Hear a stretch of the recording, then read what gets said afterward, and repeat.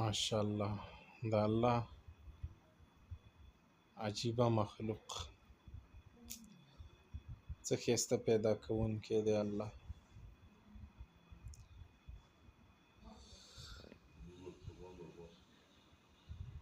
دا رنګونه چا ورکړي؟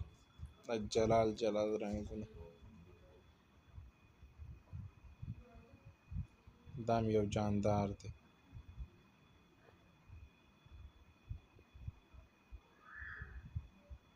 الله اکبر، سبحان الله العظیم.